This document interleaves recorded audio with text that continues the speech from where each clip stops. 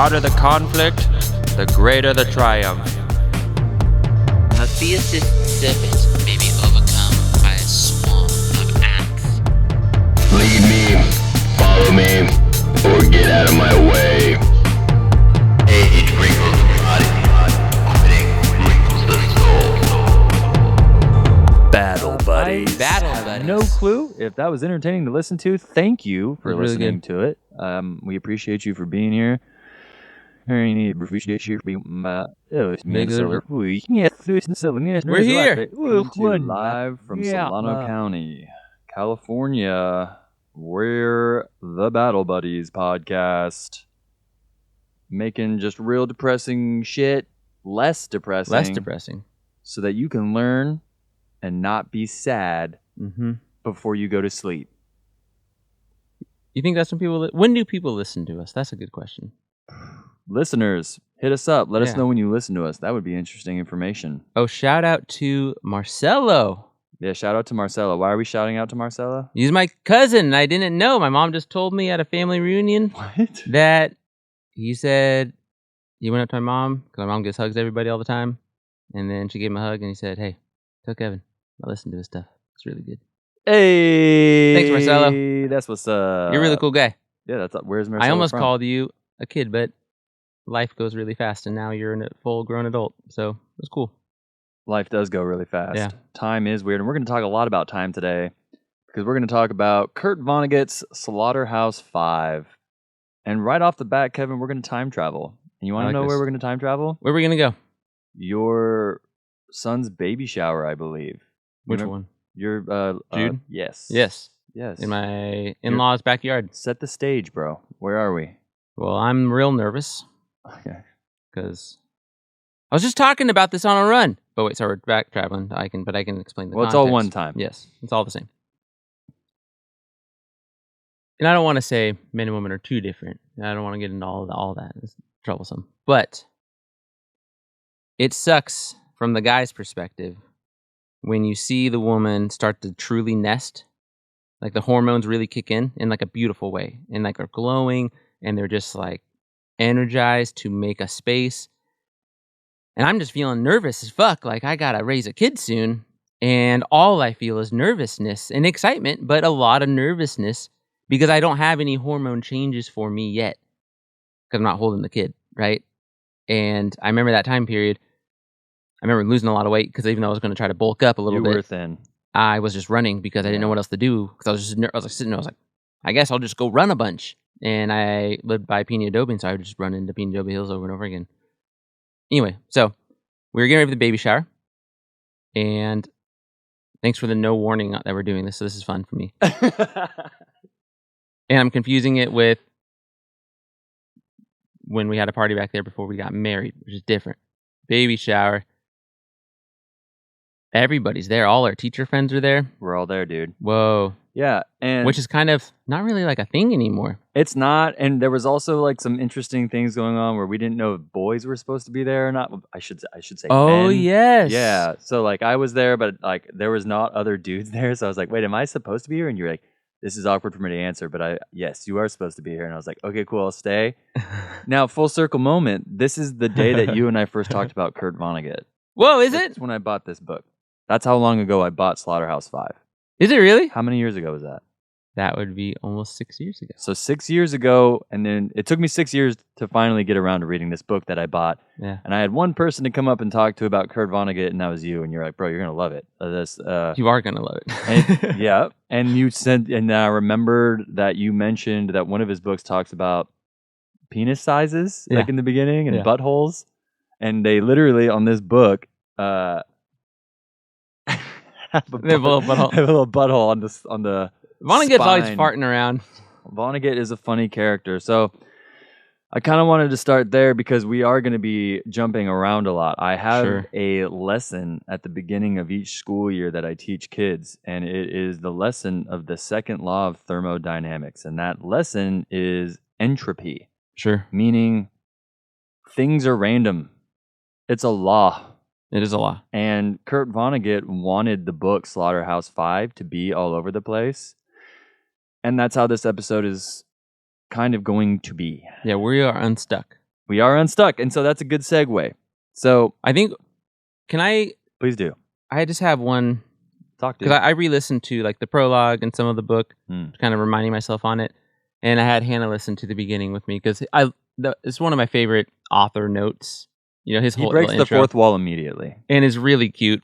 And the amount of understatement that he uses caught even Hannah off guard when he's just like, and I don't agree with massacres. And I told my boys they are under no circumstances to partake in a massacre. And that's the end of that sentence. And I love it. This is one of my favorite sentences in literature, I think, because as a dad, I feel deeply what he's saying, and he's just understating it. But because when you deal with kids, you can't lecture them, or else they'll do the crazy things and they'll get bored. So you have to say it really succinctly, but you got to make sure you're very clear that no matter what you do, please don't partake in a massacre.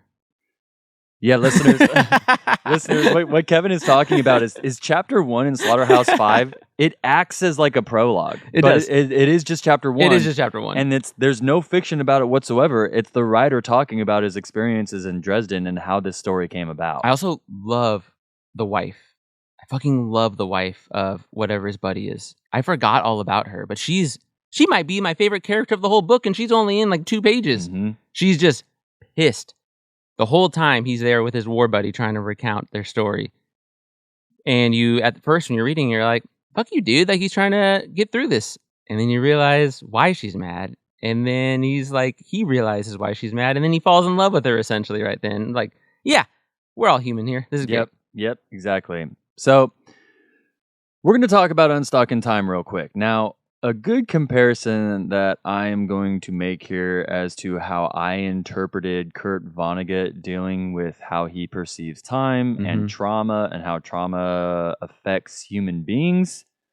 I don't want the listener here to think that you have to be involved in a military campaign in order to feel connected to the way that Kurt Vonnegut is explaining trauma and time here. However, that is obviously how I'm going to be using some of the examples to make it palatable for the listener. I'm also going to do a brief, not yet, but I am going to do a brief explanation of the book. I do recommend that you go and listen to our Masters of the Air series if you haven't already done so. There was a point when I was writing my notes for this episode where I was like, man, I should really cover Dresden. And then I realized we already did. Yeah. Like 7 episodes of us dropping bombs on Europe. So it's one of our saddest episodes we've ever covered. I remember the end of Masters of Air was pretty bleak. It is. Like the second half of it, there's no more joy. I mean, you know, in terms of like, there's no scientific achievement. There's nothing to grab onto of like, oh, these bombs aren't accurate. Oh, they don't know what they're doing. Some are proud. They're proud of it. And it's like it's no good rough. feelings. It's rough. And you can tell by episode 7, it took us 7 episodes to do, that me and Kevin were pretty, we'd been pummeled by this information. I was pretty over it. Dude, yeah, it's sad. It's sad, dude. Like in one of the most recent last podcasts on the left, Marcus and them were covering Nazis. Yes. And he went to his therapist and was like, man, I'm like really sad. And they're like, what are you covering right now? Yeah. He's like, Nazis. And I was like, yeah, dude, you've been studying Nazism for like weeks. That's going to depress the shit out of you. Okay. Them giving Marcus gifts while they talk about the Einsatzgruppen was peak. That was, as a podcaster, an amateur podcaster, I was like, damn, I should have thought of that. Like, what a good idea. Cover something really heavy and then give your buddy little gifts as they cover heavy things. Hilarious. So we're going to go in time now to the year back in time to 2008.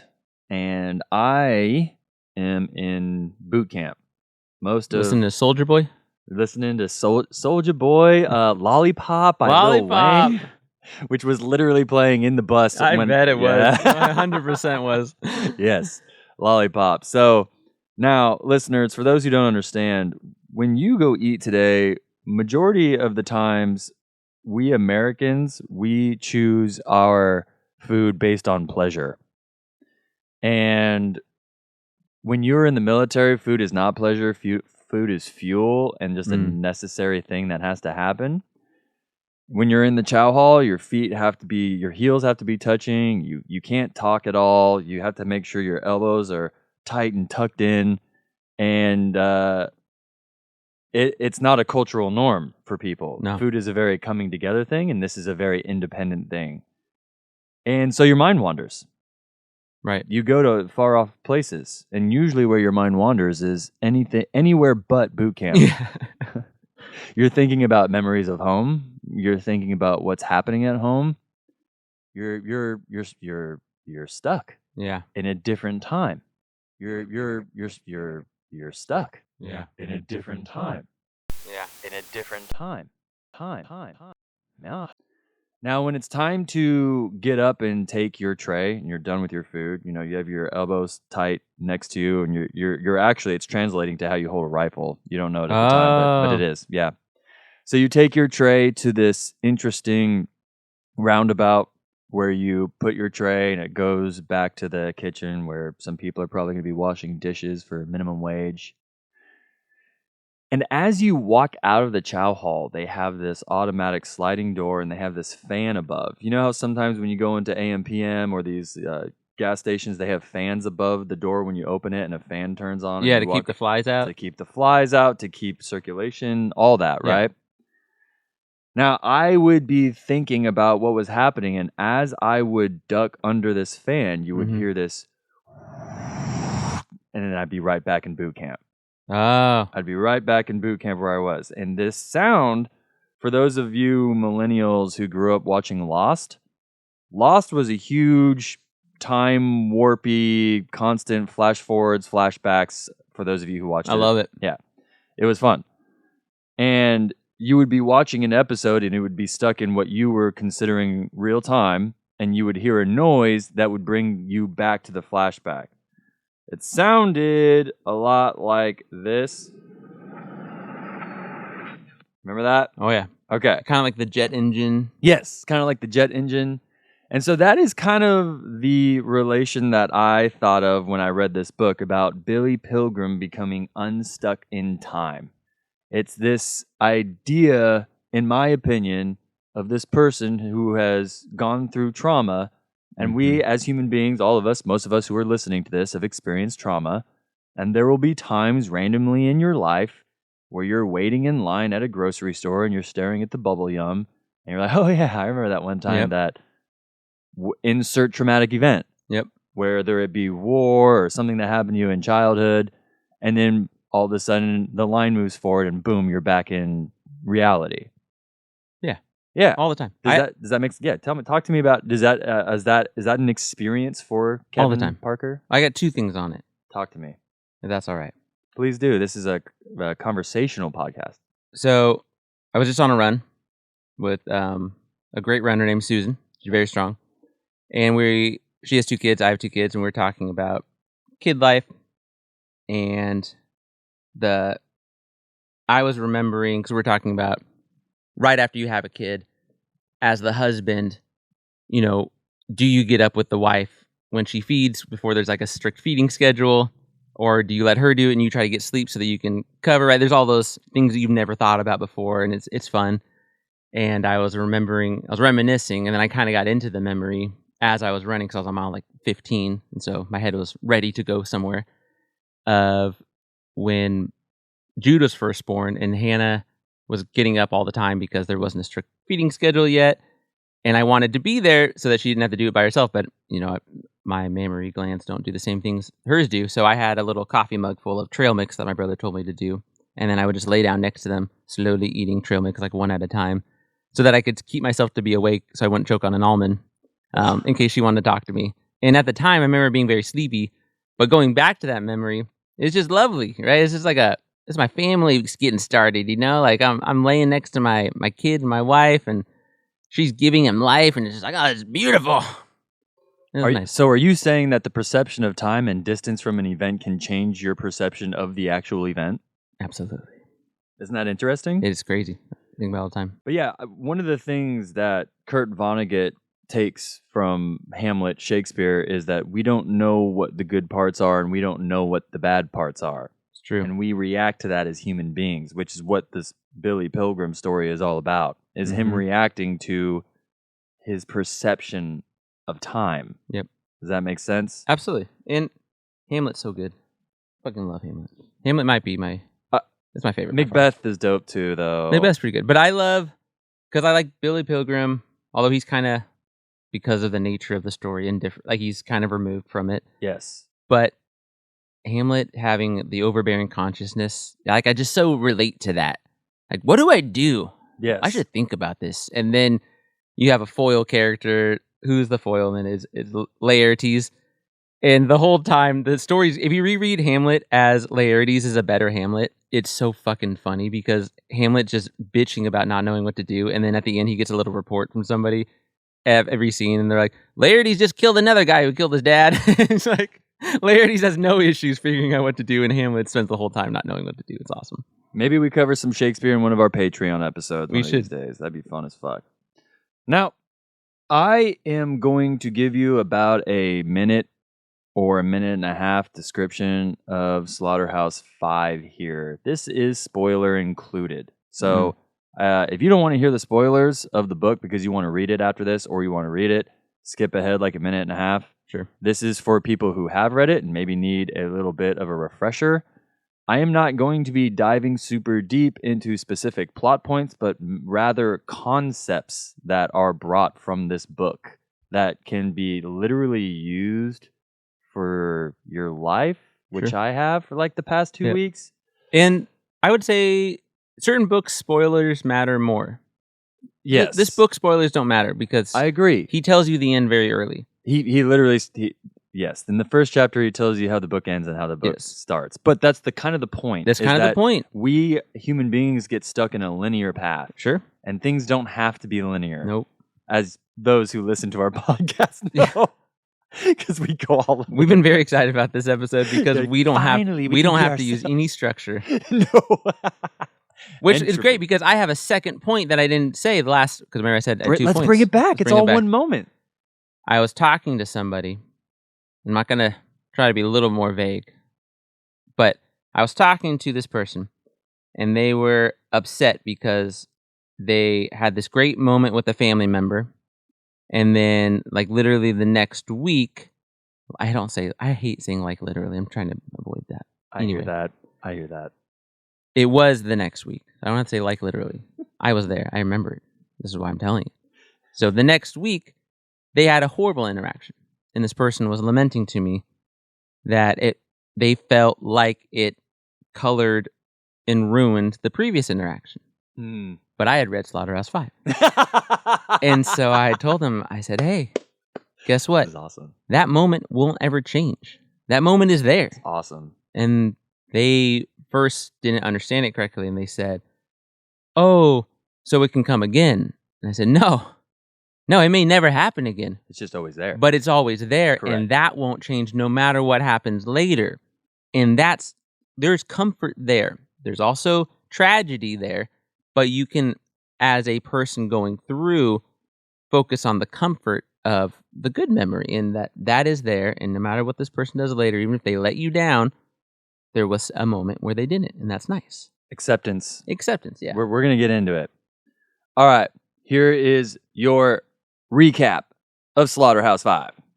Billy Pilgrim, the meek optometrist protagonist of Kurt Vonnegut's Slaughterhouse 5, becomes unstuck in time after his traumatic capture during World War II and the Allied firebombing of Dresden, a massacre he survives only by sheltering in a slaughterhouse meat locker with fellow POWs, while the city and 25,000 civilians are incinerated and burned above them.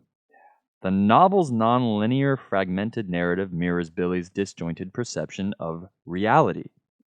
He is yanked without warning between moments of his childhood, wartime, horrors, mundane post-war suburban life, and a bizarre period spent in an exhibit in a zoo on the alien planet of Tralfamador.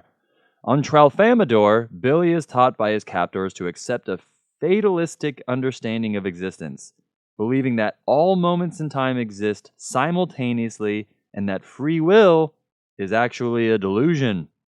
This Tralfamadorian philosophy comforts Billy against a lifetime of unresolved war trauma and helplessness, just as the phrase, "so it goes," punctuates every death. Reinforcing the novel's motif of the inevitability and ultimate absurdity of mortality. Billy's wartime companion includes the vengeful Paul Lazaro, who later arranges Billy's own foretold assassination, the delusional bully Roland Weary, who blames Billy for his death, and the doomed teacher Edgar Derby, executed for looting a teapot amidst Dresden's ruins. That's right. After returning home, Billy suffers from PTSD, marries Valencia, fathers 2 children, and drifts through in a daze, largely disconnected from his family and American society. His alienation further exacerbated by his obsession with the pulp science fiction of Kilgore Trout. Eventually, following a plane crash and brain surgery, Billy resolves to publicly preach the message of Tralfamadorian fatalism, predicting his own murder at Paul Lazaro's hand, which he meets with acceptance.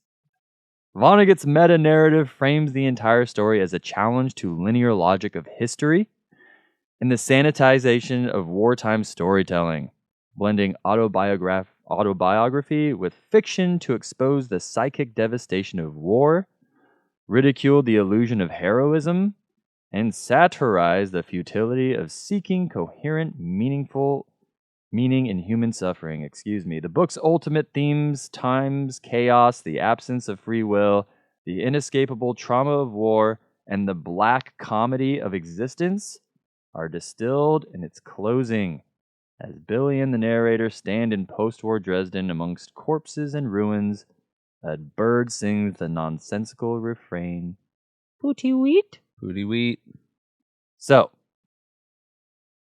Kurt Vonnegut was raised in Indianapolis. For those who don't know, he's a Midwestern boy, which is probably why I feel so deeply connected to his literature, because I was raised by a Midwestern man, and half of my family is from Illinois. It is like a specific microcosm of American culture. Heartland. It's the heartland, brother. And for those who don't know, the Vonneguts were a very prosperous people when they came to the Midwest from, I didn't know that. from Germany.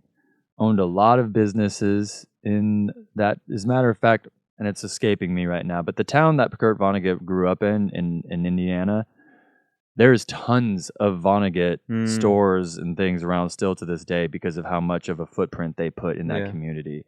So he grew up a pretty prosperous, somewhat prosperous person. That being said, death is something that was around him since the get. Yeah. Dresden is not the first time that Kurt Vonnegut experienced death, and where he really, truly, I think, starts his "so it goes" mentality is when he, as a child, I believe he's about our kid's age, so he was like 5 or 6, with his older sister, walked in on his mother who had committed suicide with pills and alcohol.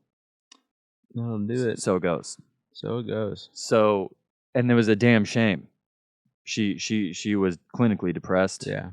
They didn't at the time obviously understand mental health in that capacity, and so people would sometimes just end it. Yeah. And so he walked in on that, and his hero was his older sister, the one who walked in on his mom with him. Yeah. Well, as time passes, his sister ends up having a bunch of children, and she dies too. Oh. So it goes. So he takes on all of those kids and lives with these kids while he tries to write these books. And if you listen to these kids who were around Kurt Vonnegut at the time, they were convinced as kids that they hated him. Sure. A rough time. This is a man who his kids didn't know anything about Dresden until they read Slaughterhouse 5. Yes. He didn't talk about this. He always wanted to write his great novel of Dresden. Yeah. And that comes at a cost. That comes at a fucking cost, dude. Are you telling me that at the time you didn't understand your father as much as you do now? Yeah, dude. So it's interesting. I would like to hear your perspective on this, but I do think that his "so it goes" mantra, this acceptance that he has, is a coping mechanism, as you and I were kind of just touching on earlier. Yeah. It has to be. It is. So student, because time is weird and mortality is weird. And I'm sick of people pretending like it's not. I had a student in one of my classes. He was trying to define some vocab words. He's like, "Miss Barker, can you define time?" And I was like, "Absolutely not!" And I screamed. I never raised my voice in class, and I started yelling. I was like, "There's the one word I will never define that for any of you. You tell me what time means." Yeah, eternity. That makes sense. And they were like, "What are you talking about?" So if I were to take a shot at it, because I've thought about this, Yeah. I would say it is the measurement of that which we are currently living. Sure. It's a measurement. Yeah. Is the way I would describe it. But that even has problems too. Just so Yeah. like the closest I can get is our boy Danny Kahneman from Thinking Fast and Slow, who's like, "We think the present is 3 seconds." And I was like, "Sure, fuck, I don't care." 3 seconds. 3 seconds. And I'm like, "All right, that's as close as I get. The present is 3 seconds long." This is a perfect segue. So time. Let's go back in time to when I was about maybe 14, 15, or 16. So I was a teenager. Yeah. Ooh, you're either late middle school, early high school. We do not choose our parents. We do not. And in light of the theme of what we're going with this episode, we don't know what the good parts are and we don't know what the bad parts are. And there are some really cool moments that I really appreciate with my father. And one of them was I used to smoke cigars with my dad. Yeah, that's cool. In our backyard in Fairfield, California. And we would talk about time and theoretical physics, and he would give me different books. I remember he gave me this one book. It was from a teacher from Arizona State. It was called How It Ends, and it was all about black holes and things like this, right? And my what were you guys smoking? Romeo and Juliet's? I love Romeo y Julietas. Do you know why they're named that? Why? You're gonna love this. Tell me. I just learned this. When they wanted to increase productivity of cigar rollers, that the names are the books that they would have a book reader, and they would read plays, and whatever the title is of that cigar is the one that they would they would request the most. So they loved Romeo and Juliet, and so they would read that one, and so that's why they named that brand or that strain Romeo and Juliet. Wow. So we would smoke Romeo and Juliet's, which that's awesome, and Cohibas, things of that. And I liked Monte Cristos a lot. Count of Monte Cristo. Yeah, for sure. Oh. Yeah. Wow. Yeah. Isn't it cool? Oh, cool. Wow, that blew my fucking mind. Me too. It's like, I gotta talk about this. We should be smoking cigars I right know, now. We should be. So, my dad was a how do you explain this? Acquired taste. Yeah. Probably was on the spectrum in some form or another. I don't know. He had some divergence. He was an interesting human being. I'm sad I never got to meet him. Same, brother. Yeah. Same. And his best friend was a man named Bill Nesbitt, Dr. Bill Nesbitt, who lived in the cuts of Fairfield. And Bill Nesbitt was on the front lines of storming the beaches of Normandy in World War II. Crazy. He was a medic to boot. Yeah, so we used to go over to his house, and he would show us World War II documentaries, and he'd pause and be like, "No, so right here," I remember that. It was crazy, right? But he was also obsessed with time. Yeah, so much so that he wrote a book called "The Illusion of Time." Now, he and my dad used to be obsessed with the discussion of free will and whether God knows the future or not. And when we say God, your dad's deeply religious. Yes, that's important for us. We're specifically talking about Christian doctrine here, and Kevin and I don't necessarily subscribe to that, but that's what we're talking about here. And he said a lot in this book. Essentially, I'm going to paraphrase, but in this book, The Illusion of Time, his idea was that it's not about if God can see the future or not, and it's not about whether free will exists or not. It's about how we as humans perceive time versus how God perceives time. Yeah, absolutely. Yep. And he literally said, we see it horizontally, linearly. We live it out as it's actually happening, whereas God just sees it as one just huge thing. It's just a chunk. And that is precisely how the Tralfamadorians see time in this book. In my opinion. Can you describe to us Tralfamadorian? Yeah, Tralfamadorian. I mean, so in the book, I went over this multiple times and I highlighted it. He said it looks as though it is a human hand with an eye in the center of it. On a plunger. On a plunger. So You can make one at home. Just get your plunger, get a glove, and draw an eye in the middle. Yeah, It's hilarious. I will say I wish that Kurt Vonnegut put a little more thought into the it's extremely. That's a first draft for sure. Yeah, it's cute, whatever. But the coolest thing about the Tralfamadorians is their perception of time. Now, for those who are still a little bit confused about this, and like, what the fuck? There is a movie that does, I think, a pretty good job of this, of explaining it. Kind of is The Arrival. Yeah. The Arrival is a movie that They maybe don't explain it, but they do show it. They do show it. Yeah. And so this linguist in this movie essentially gets recruited by the government to come and try to figure out how to read and talk to these aliens. Mm-hmm. In the process of doing so, once she realizes how to speak their language, she then perceives time differently. Yeah. Now, the moral quandary of this movie is different than what's going on in Slaughterhouse 5. The moral quandary of this movie is trying to say that if you knew something was already going to happen, would you still do it anyway? And that's not what the Tralfamadorians are saying. They're saying that the moment happens regardless of if you want it to happen or not, and it just simply is. Right. And I do prefer that. Right. I think I do prefer that. I actually was a little bit upset with the movie The Arrival when essentially what happens is this kid has cancer. And she finds out that this kid has cancer, but she still goes through with having this kid, even though she loses her marriage and she loses the kid. And she's like, well, all life is beautiful. And she goes in anyway. I'm like, oh, yikes. It's hard. I mean, I sympathize with her. No, I get it. I understand it. Sure. But I think I vibe with Vonnegut's fatalism idea a little bit more, where it's like... Because he's funnier. It is funnier, and it is also just so it goes, things just are. Let me do another time travel here. I think this is another example that I like to use. Sure. When we brought up, as we Californians like to call it, the snow, when I took my son to the snow for the first time, we were wandering around, crunching in the snow, and when you're a kid, you don't necessarily know how to walk in snow to avoid snow getting inside your boots. So That's a big problem. Eventually, as my son learned, snow got in his boot. However, he's young. So snow gets in his boot, and he doesn't have the articulation nor the understanding to label it as good or bad yet. Right.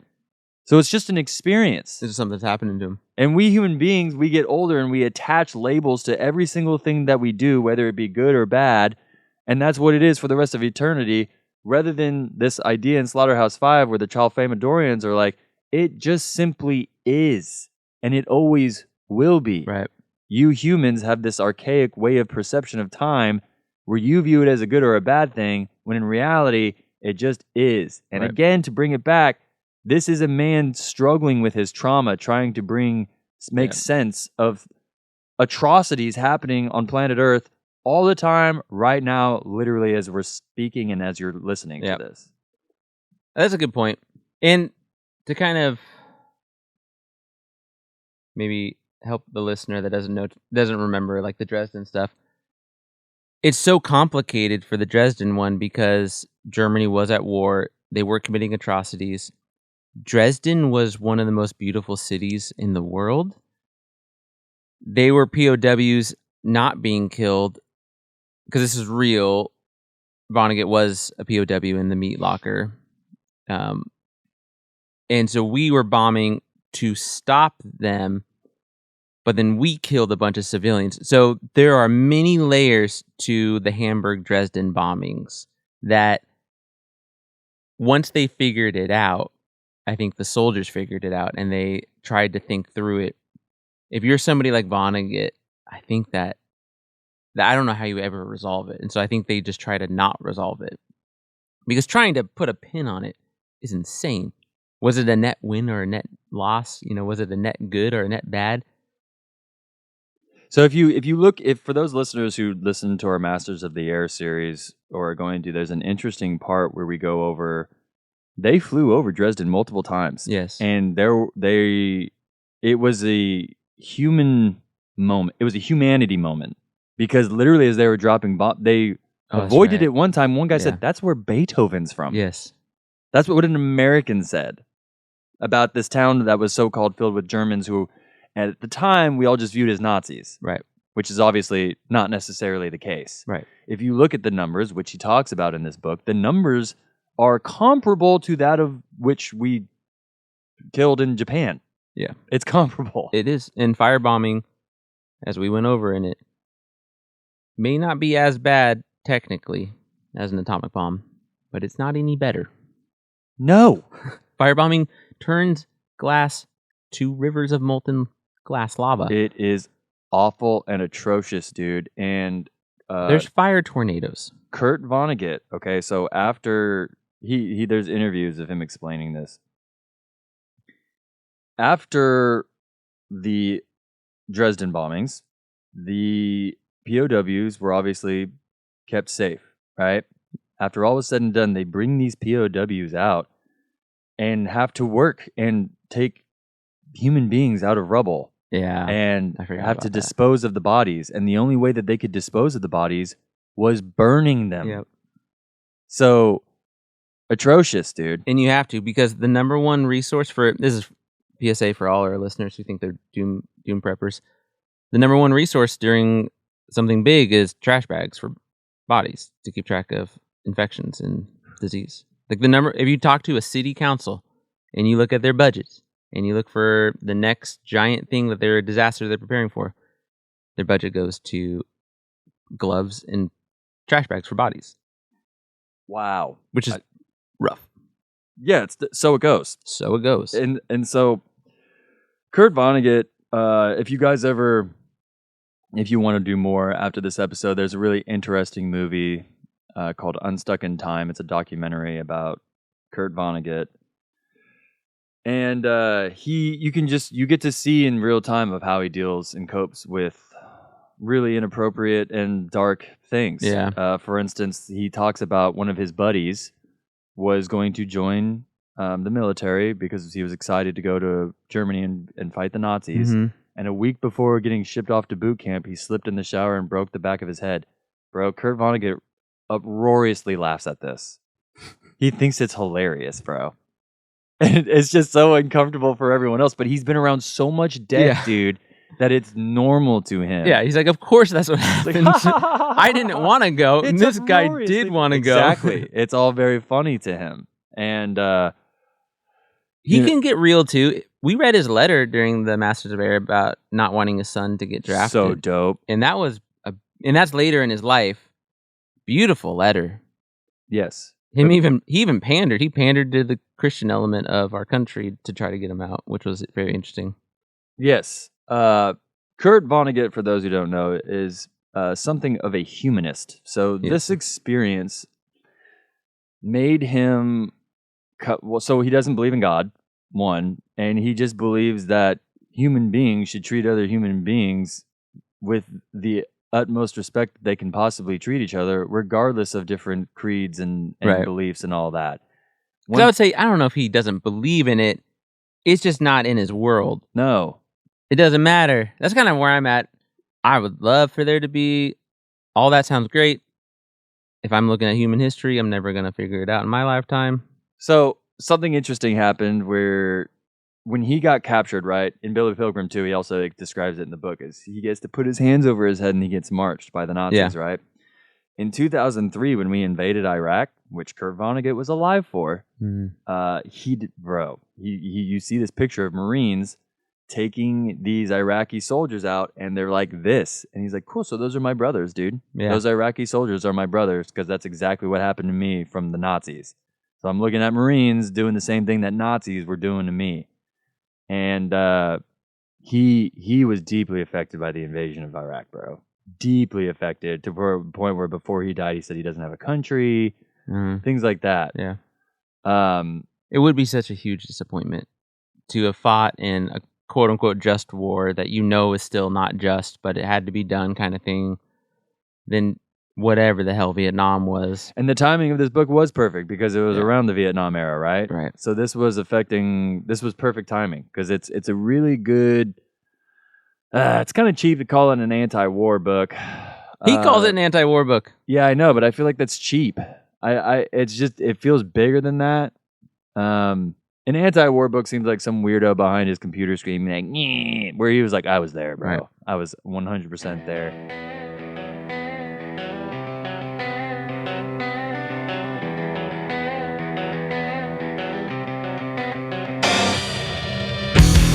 How nice the sky split open wide. Feel nothing, but I'm alive. People aren't supposed to look back. I'm certainly not gonna do it anymore. I'm not certain anymore. Fate is cruel. Destiny sucks. Made bliss school. Born under us. So it goes. So it goes. And so it goes.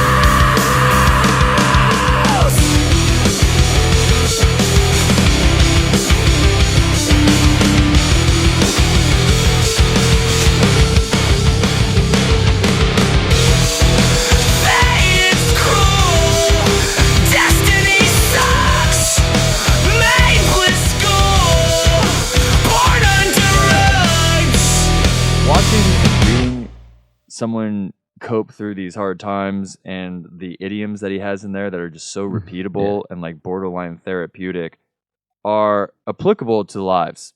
Right. And I just want the reader or the listener to know that, like, we're literally reading this piece of fiction, and I struggle with this all the time because you and I read so much nonfiction where like, fiction doesn't do anything. But bro, for the last 2 weeks, being able to say things like "so it goes" and "my name is Jan Janssen, I come from Wisconsin," That's the best.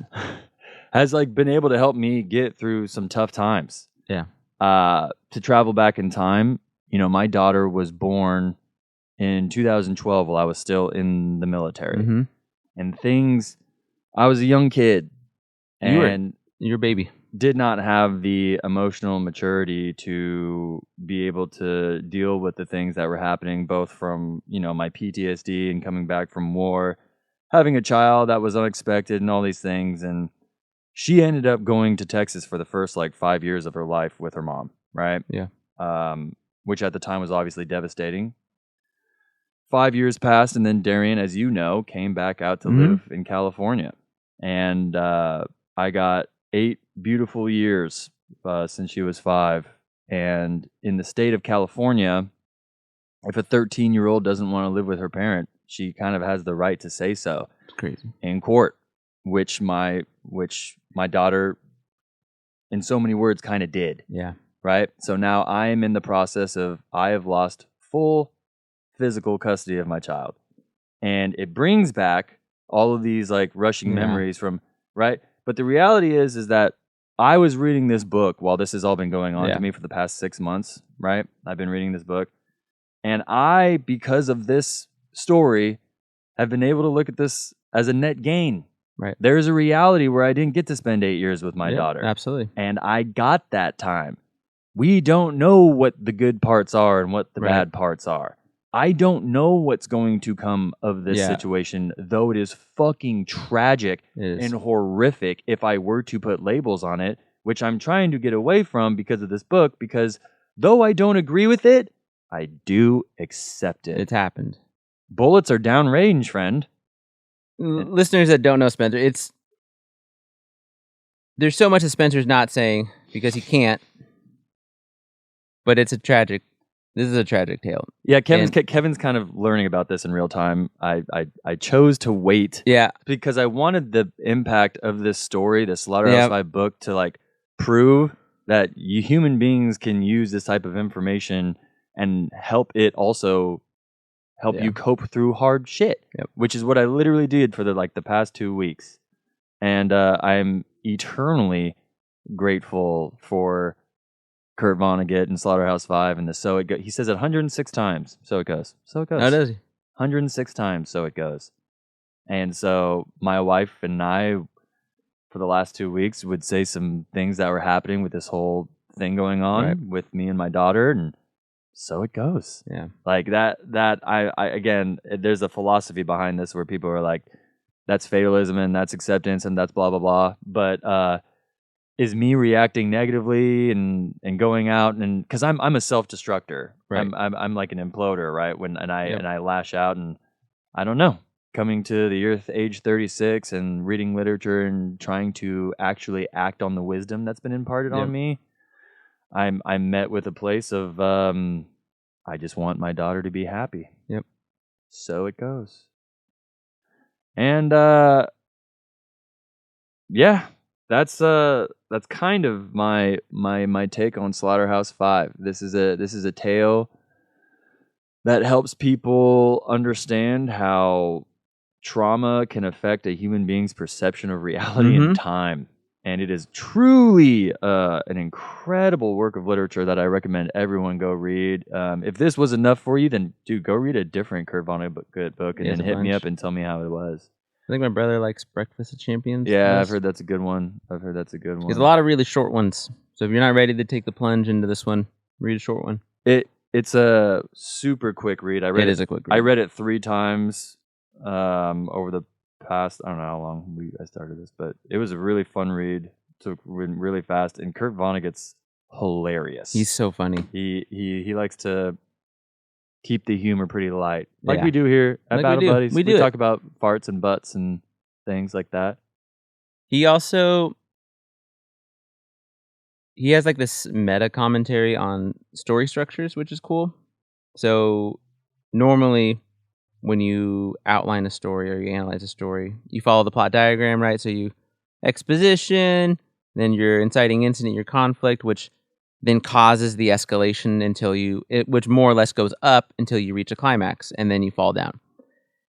And what Kurt Vonnegut does, or what he was really trying to push for, especially on the short stories, for American writers at least, in his writing workshops, is more of a realistic like plot diagram where you have a lots of ups and downs, and it doesn't need to follow this Entropy. more or less linear line. Yeah. Entropy. Yeah, so Kurt Vonnegut is known for he'll do like line diagrams for his Mhm. stories and use different colors, and it's just Yes. interesting to see how he views stories. Yes. How he visually sees stories. Like he'll be like, people get in trouble, people get out of it, Yep. and it's like a bell curve. Yes. It's just very and he goes interesting.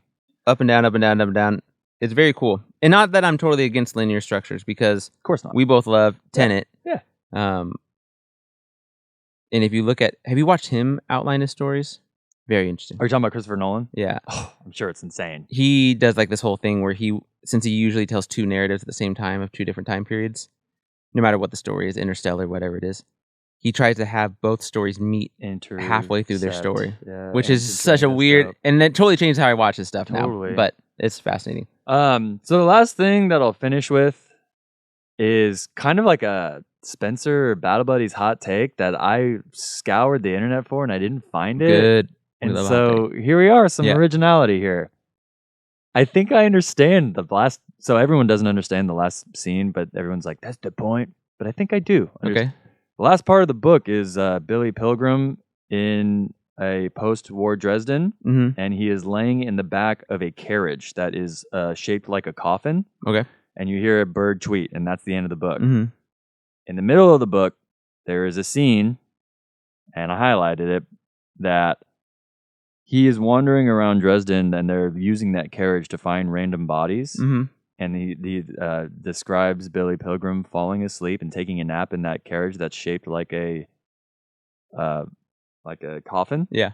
And he says in that book that it's the most beautiful moment of Billy Pilgrim's life is when he takes this little nap, just the way the sun goes on his Yeah. skin. He's been working all day. And so that, I believe, and how the book ends, if Billy Pilgrim were to spend a moment suspended in time forever, it's that moment where he's in that coffin-shaped carriage. That's how I interpret that. Sure. I like that take. That's not even that hot. That's just good take. It's just nobody else has come up Yeah. with that conclusion, and that's Spinore's. That's Spencer's. So, I have no clue if that was entertaining to listen to. Thank you for It was really listening to it. We appreciate you for being here. I have already started my research for my next episode, which I am equally excited about. And if you want to know what it is, Kevin and I give little hints on our Patreon here and there. We talk about it pretty openly, actually, so it's not even hints. We just talk about it on Patreon. So, we looked at my notes. I'm ready. We have an episode ready. Stoked as fuck about Kevin's next episode. We're coming up on 4 years of doing this, and That's crazy. have never loved this more. This podcast isn't going anywhere. I love Kevin, and I love this, and I love our listeners, and I'm just fucking stoked that we have this. Same. And thank you for suspending us in time and listening to our shit at different times. Whoa. And for the time being, we used to say bonsai, we used to say hoka hey, and I kind of want us to go out with so it goes this time. Let's do it. So, ladies and gentlemen, thank you for listening, and until next time, so it goes.